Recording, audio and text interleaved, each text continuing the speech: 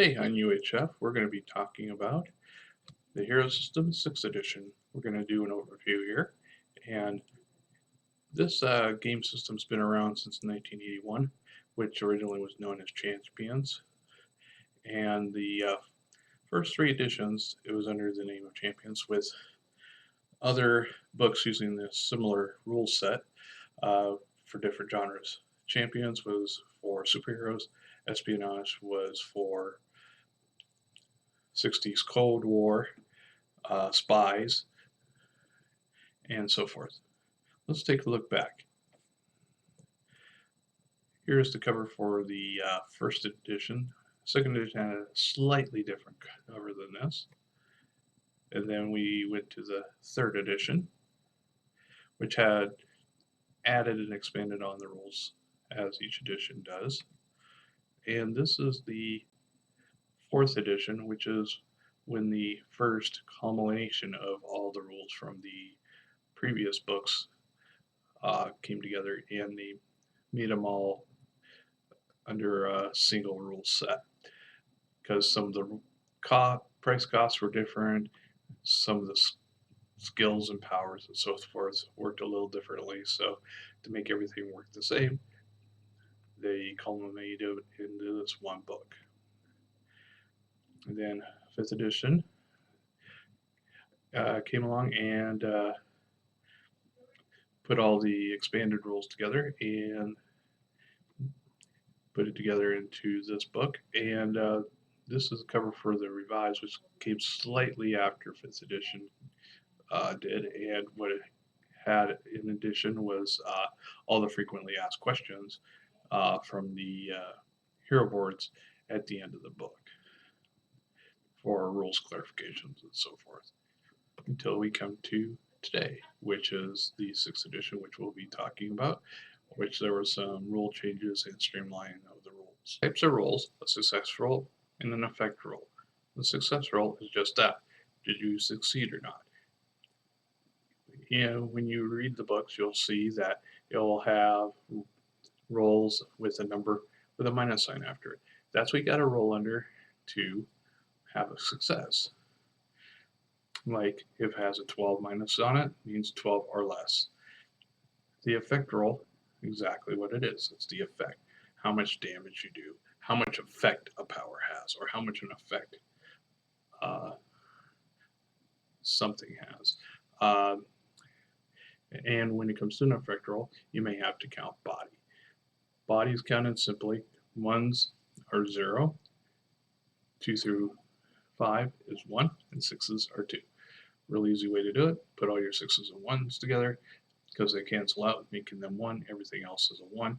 Any leftover 1s don't count, and any leftover 5s or 6s are 1 and 2. And then you got your counting your totals. Easiest way I found to count totals, because when you in the superhero level games, you'll have 10, 12 dice. You're going to have to roll for your effect. For stun is to group them in tens, such as 6 and 4, 5 and 5, and so forth, and then count everything else left over. It's an easy and quick way to count your dice. One of the effect rolls you're going to have is damage. It's how much damage you do to the other characters and so forth. There are 2 types of damage in the hero system. There's normal damage and killing damage. Normal damage does body and stun, such as bludgeoning weapons like clubs or stunning blasts, things of that nature. And then you got your killing damage, which does body with a stun multiplier, which are like swords, lasers, that kind of thing. And the way you calculate that is, as before, your stun and body are just like we discussed in doing reading dice rolls. Killing damage is slightly different. Killing damage is how much body you do, is the total of the dice, and then you roll a half d6 stun multiplier.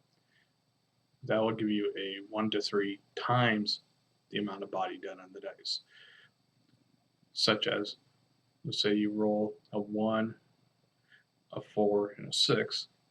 That's 11 body on a killing attack. And let's say you roll average on your stun multiplier, which times 2, which is 2 times that. Okay, heroes and GMs, we're now into character and experience points. Character points is how many points you start off with your character. And based on the character type is how many total points you get to start with and how many points of complications you have to buy. Such as in a standard superheroic, you have 400 points and you have 75 points in magic complications. So you have to get, and no group of complications, such as all psychological complications, can be more than 40. And this is how you buy your characteristics, your powers, and so forth. Experience points are very simple. Compared to other games where you get levels and so forth, in the hero system, they make it real simple. Those points, when awarded to you, you spend just like your character points. There's no difference. You improve your character how you want, not gain a level and these are the abilities you get. You get points and you spend them how you like within the GM's guidelines for the campaign. The main part of the character is going to be your characteristics. Characteristics are similar to other role-playing games. They're a numerical value that defines how good or bad your character is in certain abilities. A characteristic success roll is figured 9 plus the characteristic divided by 5 when it applies to strength, dexterity, constitution, intelligence, ego, or presence. Most people have 5 to 8. All heroes start at 10 for free, and you buy them up, or you can sell some back for some extra points you want to spend elsewhere. The first 6 characteristics I call the skill-based characteristics. These are the only ones that you'll have a success roll based on. And they are strength, which is your physical power, how well you can lift, drag, carry stuff, as well as how much damage you do in a hand-to-hand attack. Punch someone in the face. It is considered a normal roll, which means you count stun and body on it. Your total's your stun, and your body's your 6s are 2, and 2 through 5 are your 1, and 1s are 0. The second is your dexterity, your reaction time, your agility, so forth. Constitution, how tough and healthy you are, how you get prevented by getting stunned. By the way, it's very important to know, if you take more damage than your stun characteristic, you're stunned for a phase. So it's good to have a high constitution. Intelligence is how smart you are, how quickly you recall things of that nature. Also, your perception rolls based on this.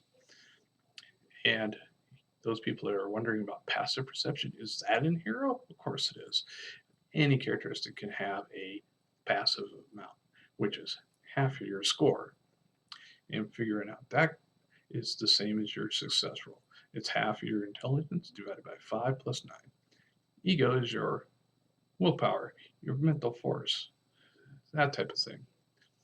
And then your presence is how impressive your character is.